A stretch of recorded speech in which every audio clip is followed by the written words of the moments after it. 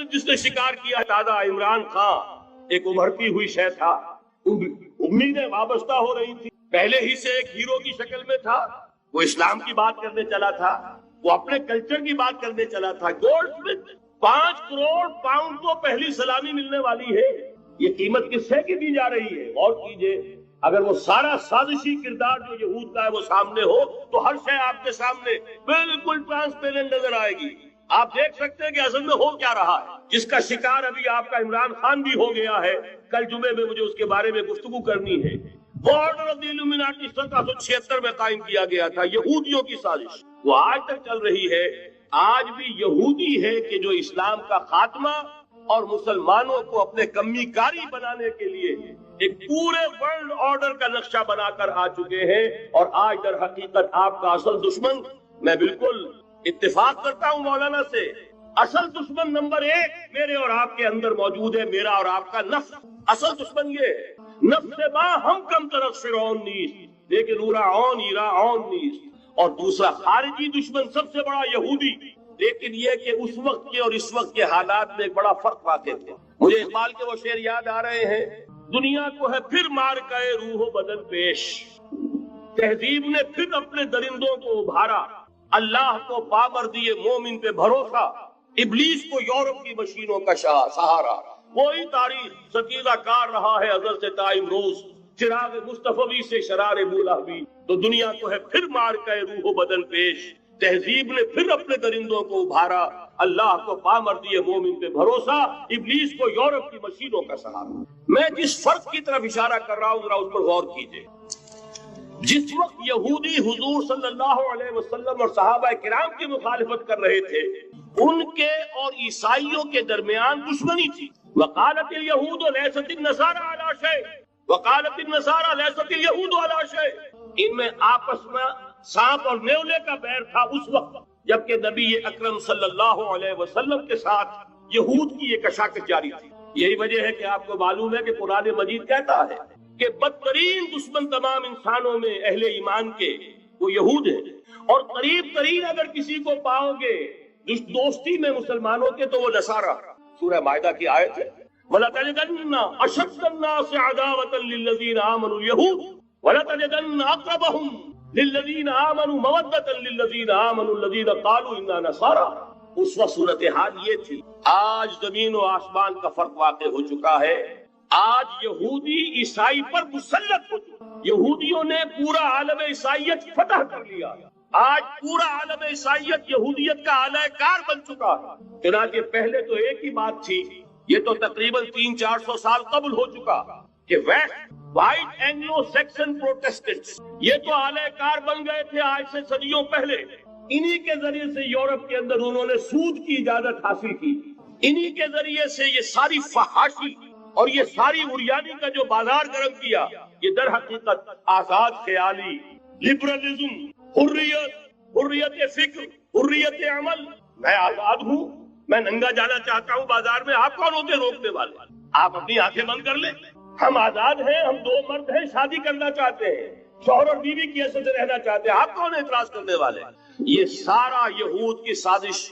اور آپ کو معلوم ہونا چاہیے جب تک پوپ کا کنٹرول تھا یورپ پر، یعنی ابھی کیتھولک جو عیسائیت ہے وہ غالب تھی، اس وقت تک پورے یورپ میں سود حرام تھا، کہیں انٹرسٹ کا کاروبار نہیں ہو سکتا تھا۔ یہ پروٹیسٹنٹس کے ذریعے سے اس کی اجازت حاصل کی، نتیجہ یہ نکلا، علامہ اقبال شاعر مشرق اس صدی کے آغاز میں گیا تھا یورپ، اور وہاں جا کر اس نے دیکھ لیا تھا فرنگ کی رگے جہاں پنجے یہود میں۔ معاشی اعتبار سے یہودیوں نے پورے یورپ کے اوپر اپنا تسلط قائم کر لیا تھا، اور یہ یہودی کون تھے؟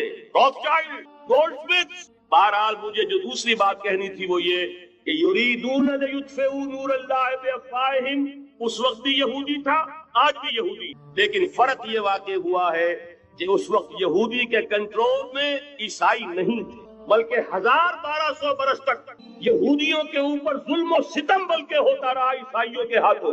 پورے یورپ میں پرسیکیوٹڈ تھے، انہیں اگر کہیں سہارا ملا مسلمانوں کے ذریعے سے اسپین میں ملا ہے۔ بن گوریان نے خود لکھا اپنی کتاب میں کہ ڈیورنگ دی ڈائسپورا، یہ ہمارا جو انتشار کا دور ہے 70 عیسوی سے جو شروع ہوا تھا، اس ڈائسپورا کے دوران our golden period is the period of Muslim Spain. ہمارا سنہری دور وہی ہے جو مسلمان ہسپانیہ کا دور ہے. انہیں آرام ملا, انہیں پروٹیکشن ملی, انہیں عیش ملے, اور وہیں سے انہوں نے عیسائیت کے اندر نقب لگا کر اور وہاں سے اپنے راستے پیدا کیے. اور دوسرا کام یہ کیا, عیسائیوں کی عداوت کا رخ اپنی بجائے مسلمان. اب میں آپ کو ذرا اس جو انسانوں میں سے انسان دشمنی کا جن کا سب سے بڑا رول ہے, میں ان کی 2000 سالہ تاریخ کا آپ کے سامنے نقشہ رکھنا چاہتا ہوں. ان 1400 سال کا تو میں نے صرف 4 آپ کو پوائنٹس بتائے. موسیٰ سے عیسیٰ تک 1400 برس علیہ السلام. 2 مرتبہ عروج, 2 مرتبہ زوال.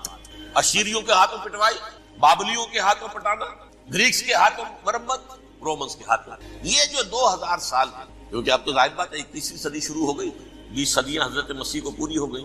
پہلی بات نوٹ کیجئے, حضرت مسیح کی پیدائش ہے سن 1 قبل مسیح. یہ نکتہ آپ نے کبھی سنا ہے یا نہیں؟ جب ملینیم کا سلسلہ شروع ہوا تھا پچھلے سال, تو میں نے بیان کر دیا تھا کہ ایک عجیب حساب میں انہوں نے غلطی. حضرت مسیح کی پیدائش ہوئی 25 دسمبر کو, سن انہوں نے شروع کر دیا, تو اس کے بعد جنوری آئی تو پہلا سال شروع ہو گیا. اگر جنوری سے پہلا سال شروع ہوا تو یہ 6 دن جو ہے تو اس کے پچھلے سال میں تھے. لہذا کہا جائے گا کہ Jesus Christ was born 1 year before Christ BC. تو 1 قبل مسیح میں حضرت مسیح کی پیدائش ہوئی. یہ آخری اسرائیلی نبی اور رسول. یہودی علماء کی مخالفت, دشمنی, سولی پر چڑھوا دینا میں بیان کر چکا. سن 33 عیسوی جبکہ حضرت مسیح کی عمر 33 برس تھی, اللہ تعالیٰ نے انہیں زندہ آسمان پر, لیکن یہودیوں نے اپنے خیال کے مطابق انہیں سولی پر چڑھوا دیا, ان کی موت واقع. اگرچہ اس کے بعد یہ اختلاف ہے, یہودی کہتے ہیں وہ سولی پر چڑھ گیا, ختم ہوا, مر گیا. عیسائی کہتے ہیں نہیں, انتقال ہوا ہے مسیح کا صلیب پر, لیکن پھر وہ دوبارہ زندہ ہو گئے. ان کی لاش ایک غار میں رکھ دی, وہاں ریزریکشن ہو گیا, ان کا باعث بعد الموت وہی ہو گیا, اور پھر انہیں اللہ نے زندہ آسمان پر. تو ہمارے اور عیسائیوں کے درمیان نوٹ کر لیجئے, یہ چیز مشترک ہے کہ حضرت مسیح آسمان پر زندہ اٹھائے گئے. فرق کیا ہے؟ وہ سمجھتے ہیں کہ سولی دیے گئے, سولی پر مرے, پھر زندہ ہوئے, پھر گئے. ہم سمجھتے ہیں کہ نہیں, وما صلبوہ وما قتلوہ, انہوں نے نہ صلیب دے سکے انہیں اور نہ انہیں قتل کر سکے, بل رفعہ اللہ الیہ, اللہ نے اٹھا لیا. پھر ہمارا اور یہ اس کا عیسائیوں کا ایک اور اتفاق ہے, سیکنڈ کمنگ آف جیسس, حضرت مسیح دوبارہ آئیں گے. یہ عیسائیوں کا بھی عقیدہ ہے اور ہمارا بھی. بہرحال تو جیسا کہ میں نے عرض کیا کہ اس وقت یہ عذاب استیصال, عذاب اکبر کے مستحق ہو چکے تھے, لیکن اللہ نے ان کی مدت دراز کی. لیکن ان پر دنیاوی عذاب کا ایک کوڑا جو ہے اللہ تعالیٰ کی طرف سے اسی وقت برسا. دنیاوی عذاب دنیا میں رہتے ہوئے ختم نہیں کیا گیا. 37 برس بعد حضرت مسیح کے رفع سماوی کے 37 برس بعد سن 70 میں یہودیوں نے بغاوت کی خلاف. رومی ٹائٹس جنرل تھا ایک, اس نے پھر جو حملہ کیا, 1,33,000 یہودی ایک دن میں قتل کیا یروشلم, اور ہیکل سلیمانی گرا دیا. وہ ہیکل پہلے بھی گرا تھا, پہلے 1400 سال کے دوران میں بھی نبوکدنضر نے گرایا تھا, لیکن پھر اس کے 150 سال بعد انہوں نے دوبارہ بنا لیا تھا, اس لیے وہ اسے سیکنڈ ٹیمپل کہتے ہیں. پہلا ٹیمپل جو حضرت سلیمان نے بنایا تھا, نبوکدنضر نے گرا دیا 587 قبل مسیح میں, پھر دوبارہ انہوں نے 150 سال کے بعد بنا لیا. وہ اس تاریخ کا حصہ ہے, میں نے جس کے بارے میں آپ کو تفصیل دی. اس میں یہ ہوا سن 70 میں وہ گرا دیا گیا, وہ آج تک گرا پڑا ہوا. نمبر 2, یہ کہہ دیا گیا کہ یہودیوں اس ارض فلسطین سے نکل جاؤ, تم یہاں نہیں رہ سکتے. لہذا جس کا جہاں سینگ سمایا چلا گیا, یورپ میں چلے گئے, ایشیا میں آ گئے, عرب میں آ گئے. یہ 3 قبیلے جو رات بھی میں نے عرض کیا تھا, بنو قینقاع, بنو نذیر اور بنو قریظہ, یہ وہاں سے آ کے مدینے میں آباد ہو گئے. جس کا جہاں سینگ سمایا, افریقہ میں, ہندوستان میں, جہاں ڈایاسپورا اسے کہتے ہیں, وہ آپ نوٹ کر دیجیے, ڈایاسپورا ہمارا دور انتشار.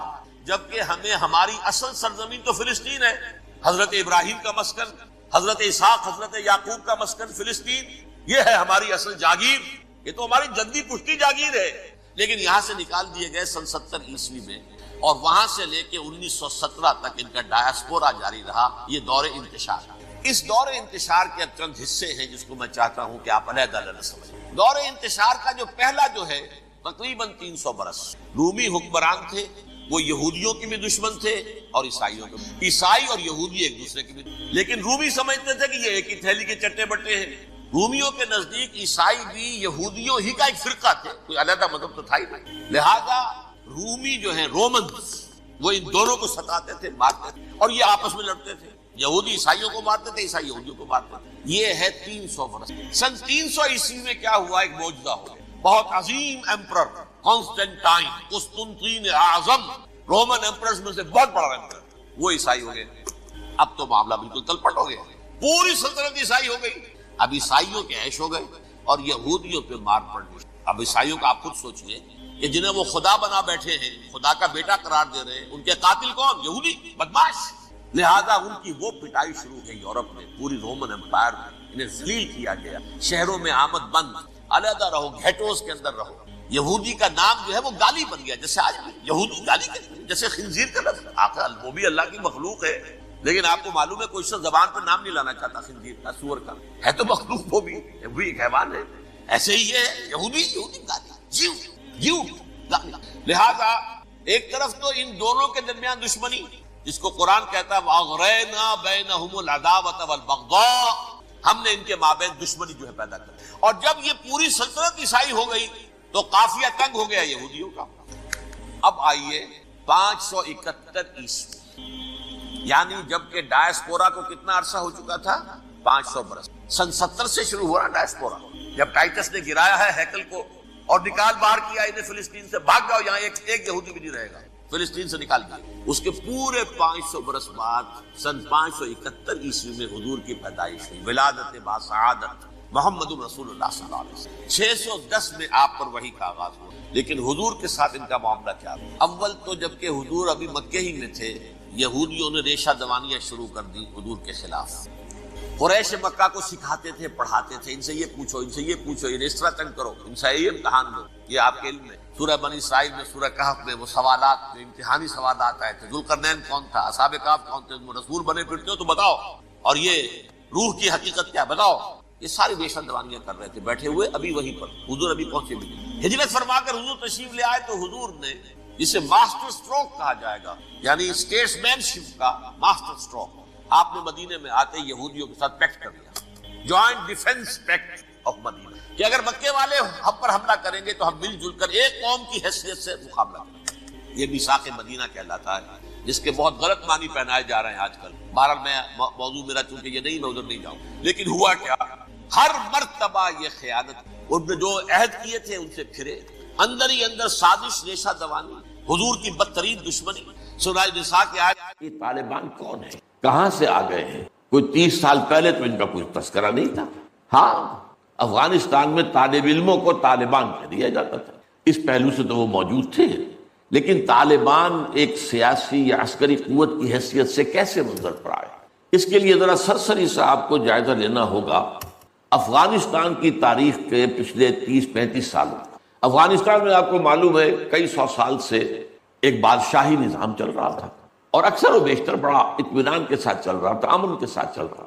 اگرچہ افغانستان کے جو دیہی علاقے تھے ان میں رہنے والوں کی جو اکثریت، عظیم اکثریت ہے، وہ بڑی شدید مذہبی انداز کی تھی، نماز، روزہ اور اس پردہ، حجاب، یہ ان کے کلچر میں شامل ہے۔ یوں سمجھیے کہ یہ مذہب ہونے کا پہلو بعد میں آتا ہے، ان کے کلچر کا جز ہے۔ لیکن یہ ہے کہ جو بڑے شہر تھے، خاص طور پر کابل، وہ پوری طرح ویسٹرنائز ہو چکا تھا بادشاہ کے نام کے تحت۔ جب شاہ ظاہر شاہ آئے تھے ایک دفعہ پاکستان، ان کے ساتھ ان کی بیگم بھی تھی بلکہ، اور وہ سکرٹ پہنے ہوئے تھے، ٹانگیں ان کی ننگی تھی، تو لوگ بڑے حیران ہوئے تھے، افغانستان، افغان بادشاہ کی بیگم جو ہے افغان ملکہ اس لباس میں۔ لیکن واقعہ یہی ہے کہ کابل جو ہے پورے طور پر ویسٹرنائز تھا، اکثر و بیشتر وہاں بھی جو لوگ نچلے طبقات میں تھے ان کے اندر ظاہر بات ہے کہ مذہب کا وہ جو کلچر ہے ان کا وہ موجود تھا۔ اس کیفیت میں ایک سڈن چینج آئی جب سردار داؤد خان نے تختہ الٹا ظاہر شاہ کا، اور ان کی لیننگز جو ہیں، رجحان جو ہیں، وہ روس کی طرف زیادہ تھے، لیکن یہ کہ وہ کوئی خالص نظریاتی کمیونسٹ نہیں تھے۔ اس کے بعد آپ کو یاد ہوگا یکے بعد دیگرے کئی قتل ہوئے، سردار داؤد کو کسی نے قتل کیا، پھر اس کو کسی اور نے قتل کیا، پھر کسی اور نے قتل کیا، اور اس کے بعد آخر میں کیا ہوا کہ روسی فوجیں اور کرمل جو تھا اس کے ساتھ روسی فوجیں آ گئی۔ تو یہ جو ایک تبدیلی ہوئی ہے، اس کے خلاف جو ہے اسلامی قوتوں کی طرف سے ریزنٹمنٹ آئی، اس لیے کہ اگرچہ ان تبدیلیوں کے دوران کمیونزم جو ہے وہ کم سے کم جو شہری علاقے تھے افغانستان کے، اس میں مضبوط قدم جما چکا تھا۔ پارٹیاں دو تھیں، پرچم اور خلق، لیکن ان دونوں کے درمیان فرق وہی تھا جو رشین ریولیوشن میں مونشوکس اور بولشوکس کا تھا۔ پارٹیاں دو لیکن نظریہ ایک۔ کمیونزم ایک، قیادتیں دو جدا، دو پارٹیاں. اسی طریقے سے ان کی پارٹیاں دو تھیں، آپس میں ان کا جو ہے پاور سٹرگل بھی جاری تھی، لیکن کمیونزم کے اوپر وہ بالکل جو ہے پورے متفق تھے. اب یہاں پاکستان میں اس کا جو رد عمل ہوا اس کو سمجھیے، جو بہت صحیح ہوا. ابھی جب کہ وہ ریزسٹنس شروع ہوئی تھی اور روسی فوجیں نہیں آئی تھیں، ابھی گویا کہ ایک لوکل فینومینا تھا، گویا کہ سب کچھ جو ہے وہ افغانستان کے اندر، جس کو میلٹنگ پاٹ کہتے ہیں، اسی کے اندر تھا. تو اس وقت بھی ظاہر بات ہے کہ کمیونزم کے خلاف مسلمانوں کے اندر اور مذہبی مزاج کے لوگوں کے اندر ایک رد عمل شروع ہوا، ریزسٹنس شروع ہوا. اور ان میں خاص طور پر کالجوں اور یونیورسٹیوں کے طلبہ کا حصہ بہت زیادہ تھا. یہ لوگ جو ہیں یا تو جماعت اسلامی کے زیر اثر تھے اور یا زیادہ تر جو ہے الاخوان المسلمون کے زیر اثر تھے. انہی کے لیڈروں میں حکمت یار تھے، گلبدین حکمت یار، انہی میں احمد شاہ مسعود، اور ان دونوں کی بڑی گہری دوستی تھی، بہت گہرے ایک دوسرے کے ساتھ یہ گویا کہ کامریڈز تھے اور ساتھی تھے. پھر استاد ربانی، عبد الرسول سیاف، اس قسم کے لوگ، ان لوگوں نے جو ریزسٹنس موومنٹ شروع کی، تو یہاں بھٹو صاحب نے اس وقت بالکل صحیح قدم اٹھایا. ان میں سے بعض لوگوں کو دعوت دی، وہ آئے دارالحکومت میں، بھٹو صاحب کے مہمان رہے، ان کی پیٹھ تھپ کی کہ ٹھیک ہے کرو کوشش، اور یقیناً کچھ نہ کچھ جو ہے انہیں مدد بھی دی ہوگی. لیکن یہ کہ اس کے بارے میں مجھے معلوم کچھ نہیں ہے. اندازہ ہے کہ جب بلایا ہے، پیٹھ تھپکی ہے، اس لیے کہ ظاہر بات ہے ان کو معلوم تھا یہ کہ اگر جو ہے یہاں پر کمیونزم آ گیا اور خاص طور پر روس اگر قابض ہو گیا تو پھر اس کا اگلا قدم پاکستان ہے. گویا کہ وہ جو صدیوں پرانا خواب ہے روسیوں کا، وہ زار کے زمانے کا خواب ہے کہ سائبیرین ریچ جو ہے وہ بہت ہی چاہتا تھا کہ کسی طریقے سے یہ افغانستان اور پاکستان کو رونگتے ہوئے اور وہ جو ہے بحیرہ عرب، عریبین سی اور بحر ہند، انڈین اوشن کے گرم پانیوں تک پہنچ جائے. لہذا افغانستان میں قدم جم گئے تو ظاہر بات ہے کہ اس کے بعد اگلا ہدف جو ہے وہ پاکستان ہوگا. تو یہ صورتحال تھی کہ جس میں بھٹو صاحب نے جو قدم اٹھایا وہ بالکل صحیح تھا. بعد میں جب روسی فوجیں آ گئیں، اب ایک ریزسٹنس شروع ہوئی زبردست. ان میں سب سے پہلی ریزسٹنس جو ہے وہ در حقیقت جو جہاد شروع ہوا ہے وہ جہاد فی سبیل الحریت تھا. اس کی بنیاد مذہبی نہیں تھی بلکہ آزادی. اس لیے کہ افغان قوم جو ہے وہ غلام رہنے کی عادی نہیں ہے، اس کے لیے ذہناً تیار نہیں، جذباتی طور پر تیار نہیں. یہ پوری تاریخ کی حقیقت ہے. چنانچہ اسی زمانے میں جب روس کے خلاف جنگ جاری تھی اور جہاد ہو رہا تھا افغانستان میں، تو مارگریٹ تھیچر ایک دفعہ آئی تھی پاکستان کے دورے پر، اور وہ طورخم پر جا کر انہوں نے خطاب کیا تھا کچھ لوگوں سے، جس میں بڑے تاریخی جملے مجھے آج تک یاد ہیں. We learned our lesson and the Russians will also soon learn their lesson. Afghanistan کے بارے میں ہم نے سبق سیکھ لیا تھا. ہم نے بار بار فوج کشی کی اور فتح کیا، لیکن اپنا قبضہ برقرار نہیں رکھ سکے. اسی طریقے سے بالفرض اگر روس نے قبضہ کر بھی لیا تو وہ یہاں رہ نہیں سکے گا. یہ سبق جو ہے ہم نے تو سیکھ لیا ہے، روسی بھی سیکھ لیں گے. بہرحال اس وقت جو صورتحال پیدا ہوئی اس میں ایک فیکٹر جو نیا آیا اس کو ذہن میں رکھیے. اس وقت پورے عالم اسلام میں احیاء اسلام اور نفاذ شریعت کا ایک جذبہ پروان چڑھ رہا تھا. یہ جذبہ شروع ہوا ہے کب؟ جب کہ کولونیل رول کا بستر طے ہونا شروع ہوا. یہ یورپین جو پاورز تھی انہوں نے اپنا بستر رول کرنا شروع کیا. تو جیسے جیسے مسلمان ممالک آزاد ہوئے ان کو یاد آیا، جیسے آدمی کو نیند سے اٹھے تو یاد آیا کہ میں نے کوئی خواب دیکھا تھا، یاد آیا کہ ہمارا بھی تو ایک نظام ہوتا تھا نا. یا انگریزوں کے آنے سے پہلے، یا ولندیزیوں کے آنے سے پہلے، یا فرانسیسیوں کے آنے سے پہلے، یا اطالویوں کے آنے سے پہلے، یا اسپینیئرز کے آنے سے پہلے، یہ آخر ہمارا ایک نظام تھا. تو اب ہم اس نظام کو دوبارہ قائم کریں. یہ ایک جذبہ تھا، اگرچہ مبہم تھا، واضح نہیں تھا. اور یہ کہ آج کے دور میں اسلامی نظام کیا ہوگا، کیسے ہوگا، اس کے کوئی واضح تصورات نہیں تھے، لیکن جذبہ موجود تھا. اسی کو علامہ اقبال نے جو ہے ابلیس کی زبان سے کہلوایا ہے، وہ ابلیس کی مجلس شورا میں، کہ ہے اگر کوئی خطر مجھ کو تو اس امت سے ہے، نہ مجھے جمہوریت سے کوئی اندیشہ ہے. ہم نے خود شاہی کو پہنایا جمہوری لباس، یہ تو ہم نے خود ہی اس کو ایک لباس اڑا دیا ہے شاہی کو، اور اسے جمہوریت کا رنگ دے دیا ہے. وہ انڈیویجول ساورنٹی کی بجائے پاپولر ساورنٹی، کلیکٹیو ساورنٹی، وہ شرک جو کا تو ہے، کفر جو کا تو ہے. اور نہ مجھے اشتراکیت سے کوئی اندیشہ ہے. کب ڈرا سکتے ہیں مجھ کو اشتراکی کوچہ گرد؟ ہاں ہے اگر کوئی خطر مجھ کو تو اس امت سے ہے جس کی خاکستر میں ہے اب تک شرار آرزو. یہ جو جذبہ تھا اور یہ جو تڑپ تھی، یہ اگرچہ پورے عالم اسلام میں تھی، لیکن کہیں بھی اس کی کوئی کامیابی کی صورت نظر نہیں آ رہی تھی. جذبہ موجود. اس وقت ایسا ہوا کہ جہاد افغانستان کو ایک تو اس جذبے نے سپورٹ کیا، اور یہ جذبہ کھنچ کر آیا کہ شاید ہاں افغانستان کے اندر اب یہ کام عملاً ہو جائے گا۔ اس لیے پوری دنیا سے لوگ آئے، والنٹیئرز آئے، انہوں نے جانیں دی، انہوں نے وہاں پر محنتیں کی، اپنے کوئی انڈونیشیا سے چلا آ رہا ہے، کوئی برما سے چلا آ رہا ہے، کوئی فلسطین سے چلا آ رہا ہے، کوئی فلپائن سے چلا آ رہا ہے، کوئی تھائی لینڈ سے چلا آ رہا ہے، کوئی سعودی عرب سے چلا آ رہا ہے، کوئی مصر سے چلا آ رہا ہے، کوئی لیبیا سے چلا آ رہا ہے، کوئی چچنیا سے چلا آ رہا ہے، یہ سارے لوگ آئے وہاں، اس لیے کہ جذبہ یہ کہا گیا کہ یہ جہاد فی سبیل اللہ ہے۔ میں واضح کر چکا ہوں کہ میرے نزدیک وہ جہاد فی سبیل اللہ نہیں تھا۔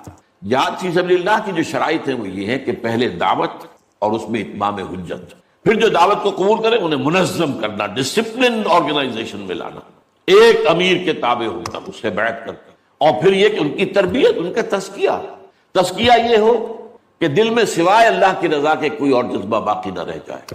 یہ مال و دولت دنیا یہ نہیں، کچھ نہیں، نہ حکومت نہ سیادت، صرف اللہ کا، اللہ کی رضا، اور یہ کہ جذبہ اتنا ابھر آئے کہ تن من دھن حتیٰ کہ جان دینے کے لیے تیار ہوتے۔ یہ ساری شرائط ہیں جہاد فی سبیل اللہ کی۔ ظاہر بات ہے کہ وہاں پر تو جو ایک دم حملہ ہو گیا اور روسی فوجی آ گئے تو نہ ان کاموں کا موقع تھا نہ اس کے لیے وقت تھا، وہ لوگ کھڑے ہو گئے۔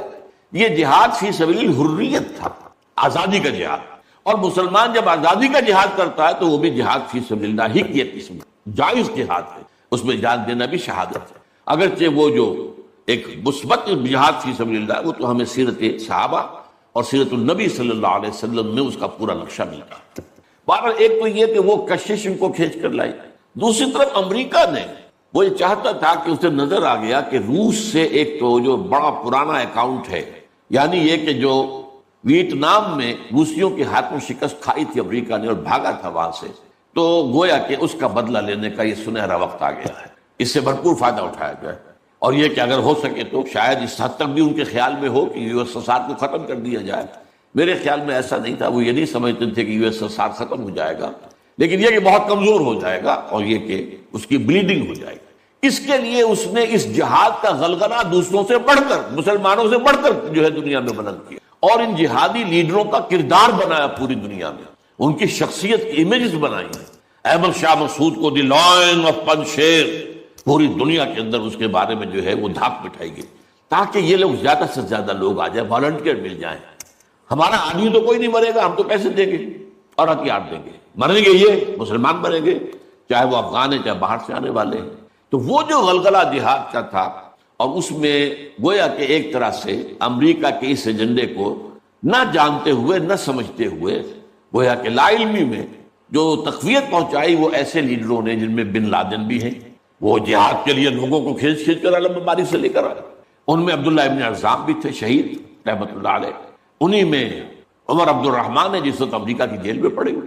یہ سب لوگ کیا تھے؟ جہاد کے نام پر دنیا سے لوگوں کو لے کر آ رہے ہیں، اور اس میں گویا کہ نہ جانتے ہوئے ان نوئنگلی وہ امریکہ کے اعلی کار بن گئے۔ بہرحال اس میں نتیجہ جو نکلا، مجاہدین جب مجاہدین کو فتح ہو گئی، ظاہر بات ہے اس میں دونوں فیکٹرز ان میں رکھیے، صرف مجاہدین کی سرفروشی اور جاں فشانی نہیں، امریکہ کے ہتھیار نے یقیناً اس میں ایک بڑا ڈیسائسو رول پلے کیا، خصوصاً تازہ ترین ہتھیار اسٹنگر میزائل جسے دنیا جانتی نہیں تھی وہ دے دیا، اور اصل میں جو روسی فوج جو ہے دل برداشتہ ہو کر بھاگی ہے، اس میں اسٹنگر میزائل کا بہت بڑا دخل تھا، کیونکہ ان کا سب سے بڑا ہتھیار تھا جو وہ گن شپ ہیلی کاپٹرز لے کر آتے تھے، اور وہ ظاہر بات ہے جہاں پہاڑوں کے اوپر بھی مورچے لگائے ہوئے تھے وہاں ظاہر بات ہے ٹینک تو نہیں پہنچ سکتے تھے، کوئی اور بمباری وہاں کرنا مشکل تھی، تو یہ گن سے بڑے جہازوں سے بہت نیچے آ کر بمباری بھی ممکن نہیں تھی، تو گن شپ ہیلی کاپٹر سے جو بمباری وہ کرتے تھے، فائرنگ کرتے تھے، وہ ان کا سب سے بڑا ہتھیار تھا،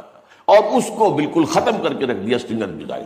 کہ میزائل آپ نے داغا ہے تو وہ یہ نہیں ہے کہ ہدف سے اگر نہ لگے ہدف پر تو ادھر ادھر ہو جائے گا، نہیں، جدھر وہ ہدف جائے گا اس کا پیچھا کرے گا، اس کے پیچھے پیچھے جائے گا، جدھر وہ مڑے گا ادھر وہ مڑ جائے گا۔ دور مال کفر ہے سو دار، جیسے وہ کفر جو ہے جو رخ موڑ لے تم بھی رخ موڑ لو، اور وہ تباہ کر دیتا تھا گن شپ۔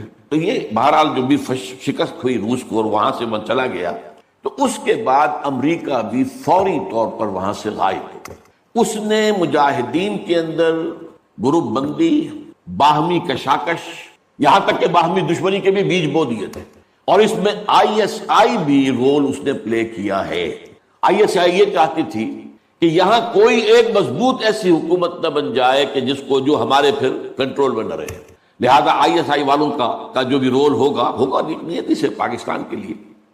لیکن یہ مجھ سے ایک مجاہدین لیڈرز میں سے ایک صاحب نے خود کہا کہ ہمیں لڑوایا ISI نے. میں نہیں کہہ سکتا کتنی اس میں درستی ہے اور کتنی غلطی ہے، لیکن امریکہ نے یہ کیا کہ لڑا کر ان کو بجائے اس کے کہ کوئی حکومت وہاں قائم کرواتا اور آرام کے ساتھ وہاں سے رخصت ہوتا، اس حکومت کو مستحکم کر کے، جیسے کہ وہ اپنا سر توڑ زور لگا رہا ہے عراق کے اندر کہ یہاں کوئی حکومت جو ہے وہ قائم ہو جائے، مستحکم ہو جائے، پھر یہاں سے ہم رفتہ رفتہ نکلے. وہ فوراً بھاگے آپس میں، وہ جو ہے دشمنی کے بیج بو کر.